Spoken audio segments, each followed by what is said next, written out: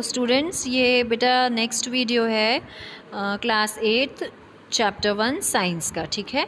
इसमें हम पढ़ने वाले हैं differences between fertilizers and manure, ठीक है। फर्टिलाइज़र और मैन्योर में क्या डिफरेंस होता है। तो सबसे पहला जो डिफरेंस है, मैं आपको इसके पहले वीडियो में भी बता चुकी हूँ कि फर्टिलाइज़र जो है वो एक मैन मेड इनऑर्गेनिक सॉल्ट है, जबकि मैन्योर जो है वो नेचुरल सब्सटेंसेस से मिल के बनती है, ठीक है। जो हमारे रेसिड्यूज़, जो लेफ़्ट ओवर जो भी मटेरियल होता है, कैटल का डंग होता है, ठीक है, कैटल्स डंग जो होता है, प्लांट का रेसिड्यू जो होता है, वो जब डिकम्पोज हो जाता है कुछ दिनों में, तो वो अल्टीमेटली किस में कन्वर्ट हो जाता है, हमारे मैन्योर में, मतलब कि खाद में, ठीक है। फिर फर्टिलाइज़र्स जो हैं बेटा वो फैक्ट्रीज़ में बनाई जाती हैं, वहीं जो मैन्योर है वो फील्ड, मतलब आपके खेत वगैरह या खुला एरिया कोई भी जो वहाँ पर बनाया जाता है। फर्टिलाइज़र सॉइल को ह्यूमस नहीं प्रोवाइड करती है। Humus is dark coloured soil which is very important for the growth of the plants. Dark soil के ऊपर का जो डार्क मटेरियल होता है, डार्क पार्ट होता है, that is very much important for the growth of plants. Then manure जो है वो बहुत ज़्यादा ह्यूमस प्रोवाइड करता है सॉइल को। फर्टिलाइज़र्स में ये सारे न्यूट्रिएंट्स होते हैं, जैसे कि नाइट्रोजन बहुत ज़्यादा होता है, फॉस्फोरस होता है, पोटेशियम होता है।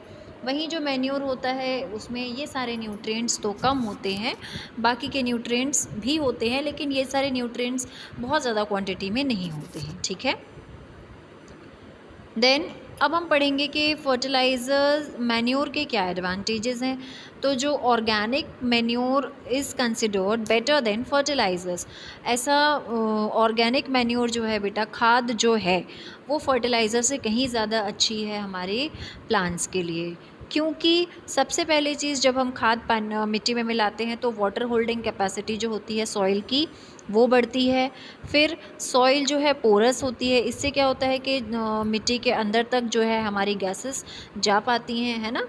फिर it increases the number of friendly microbes. Manure जो है वो माइक्रोब्स को इंक्रीज़ करती है, क्योंकि उनमें केमिकल नहीं होता है ना। टेक्सचर अच्छा करती है सॉइल का। तो जब ये सारे एडवांटेजेस हैं अगर मैन्योर के, तो मैन्योर ही हमारे लिए बेस्ट होती है, हमारी क्रॉप्स के लिए बेस्ट होती है, ठीक है। ये हमारा यहाँ पर ये वाला टॉपिक फिनिश हो गया बेटा। अब हमारा नेक्स्ट टॉपिक स्टार्ट होगा यहाँ से, इरिगेशन, ठीक है, मतलब सिंचाई। तो सभी को पता है कि लिविंग बींग्स जो हैं, वाटर बहुत ज़्यादा इम्पॉर्टेंट है। इम्पॉर्टेंट क्या, it's an most important thing, है ना। ग्रोथ के लिए, डेवलपमेंट के लिए प्लांट्स भी जो हैं वाटर एब्जॉर्ब करते हैं रूट्स के थ्रू, उससे उन्हें मिनरल्स मिलते हैं, है ना। Plants they contain nearly 90% water. Water is essential because the germination of seeds does not take place under dry conditions. Dry conditions अगर पानी नहीं होगा तो सीड का जर्मिनेशन नहीं होगा, ठीक है, पौधा ही नहीं पनपेगा। फिर nutrients dissolve in water are transported to each part of the plant. Water में जो न्यूट्रिएंट्स डिजॉल्व होते हैं रूट्स के थ्रू, वो न्यूट्रिएंट्स एब्जॉर्ब होकर के प्लांट के सारे पार्ट, हर पार्ट तक पहुंचते हैं। Water also protect the crop from Frost and hot air currents. पानी जो है वो फसल को सूखने से भी रोकता है, ठीक है, क्योंकि जैसे कि अगर आप अपने प्लांट को पानी नहीं देंगे तो प्लांट कैसा हो जाएगा बेटा, सूख जाएगा, है ना। तो इसीलिए सॉइल के अंदर मॉइस्चर कंटेंट बना रहे, हमारी क्रॉप जो है हेल्दी हो, हेल्दी ग्रोथ हो, है ना। तो इसी के लिए आपको क्रॉप को टाइम टू टाइम पानी देना ही पड़ेगा। आप क्या प्यासे रह सकते हैं? आप नहीं रह सकते ना प्यासे। उसी तरह से हमारे जो प्लांट हैं, हमारे जो क्रॉप्स हैं, पेड़ पौधे हैं, उन्हें भी पानी की ज़रूरत होती है, ठीक है। तो रेगुलर इंटरवल में आपकी क्रॉप्स को जब आप पानी देते हैं तो इस प्रोसेस को आप बोलते हैं इरिगेशन, मतलब सिंचाई करना। फिर जब आप पानी देते हैं बेटा अपनी क्रॉप्स को, इरिगेशन जब आप करते हैं, तो हर क्रॉप की इरिगेशन नीड जो होती है वो अलग अलग होती है, ठीक है। टाइम और उसकी फ्रीक्वेंसी जो होती है अलग अलग होती है। सॉइल की भी डिफरेंट हो जाती है, सीज़न की भी डिफरेंट हो जाती है। अब बारिश के सीज़न में तो थोड़ी ना आप पानी देंगे अपनी क्रॉप्स को, राइट। जैसे कि समर सीज़न में जो वाटर फ्रीक्वेंसी जो होती है वाटरिंग की, वो ज़्यादा, समर सीज़न में ज़्यादा पानी लगता है क्योंकि गर्मी बहुत ज़्यादा होती है। So could it be due to the increase rate of evaporation of water from soil and the leaves.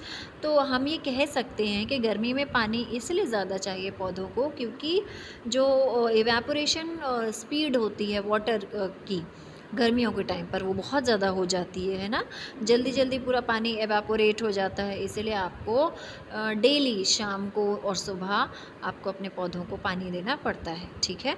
Sources of irrigation अगर हम पढ़ेंगे बेटा कि कौन कौन से सोर्सेस हैं इरिगेशन के लिए, तो वाटर के जो सोर्सेस है वही सोर्सेस हैं इरिगेशन के भी। पानी और कहाँ से मिलेगा हमें, कुओं से मिलता है, वेल से, ट्यूबवेल से मिलेगा, तालाब से मिलेगा, झील से मिल सकता है, रिवर्स से मिल सकता है, कैनल से, डैम्स से। तो ये सारी जगहों से हमें पानी मिलता है और यहाँ से हम अपना इरिगेशन करते हैं, ठीक है। कुछ ट्रेडिशनल मेथड दिए हुए हैं इरिगेशन के बेटा, यहाँ पर डायग्राम में आप देखिए, सबसे पहला दिया हुआ है मोट, है ना। Water available in wells, lakes and canals is lifted up by different methods to different regions for taking them to the field. अच्छा, अब किसी के फार्म्स अगर दूर हैं, है ना, कैनल दूर है, फार्म दूर है, तो वो लोग एंशिएंट ट्रेडिशनल हम बात कर रहे हैं ना, आज के टाइम तो this is not a difficult job to do. आज के समय तो बहुत ईजी है, घर घर आपको ट्यूबवेल्स मिलते हैं आपके किसानों के खेतों में। लेकिन पहले जो ये सारी टेक्नोलॉजीज़ नहीं थी बेटा, कैनल अगर दूर थे, लेक्स दूर थे, रिवर दूर थे, तो लोग क्या करते थे, वहाँ से पानी खींच करके लेके आते थे। अब इतना सारा पानी बकेट से लाना तो पॉसिबल नहीं है। तो इस तरह से जैसा कि आपको डायग्राम में दिख रहा है, ये मोट जिसे कहते हैं, कैटल और human labour is used in these methods, so these methods are cheaper but less efficient.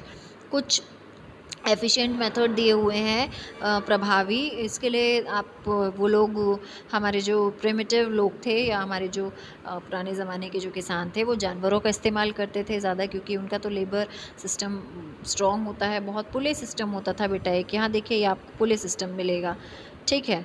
This then chain pump होता था आपका, है ना। पुले सिस्टम मतलब ये जो आपकी दिख रही है बेटा, इसे पुले बोलते हैं, आप सबको पता ही होगा ना ये, ओके। फिर चेन सिस्टम आपको ये दिखेगा, चेन पंपिंग, है ना, ये आपकी चेन पंप है, क्लियर। देन ढेकली सिस्टम ये आपको दिख रहा है, सी वाला। देन राहत सिस्टम D1, ओके। तो ये कुछ कॉमन ट्रेडिशन मेथड है बेटा इरिगेशन करने के, क्योंकि उस टाइम पर इलेक्ट्रिसिटी नहीं होती थी, है ना।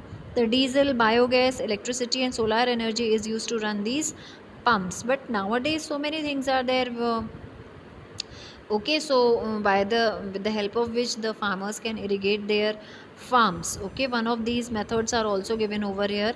Nowadays these electricities are used for using all these methods, clear। कुछ मॉडर्न मेथड्स यहाँ पर भी दिए हुए हैं इरिगेशन के, जैसे कि स्प्रिंकलर सिस्टम है, ड्रिप सिस्टम है। मॉडर्न मेथड जो है वो इकोनॉमिकली वाटर को यूज़ करते हैं, मतलब जितना चाहिए सिर्फ उतना ही, वेस्टेज नहीं होना है ना। तो स्प्रिंकलर सिस्टम आपने देखा होगा बेटा, इस तरह के फवारे जो होते हैं, this is known as sprinkler system, okay. Here it is given, this is the, ये ऐसे स्प्रिंकलर्स लगे हुए होते हैं और उससे पानी क्या होता है, पूरी फील्ड में आपका पहुंच जाता है, क्लियर।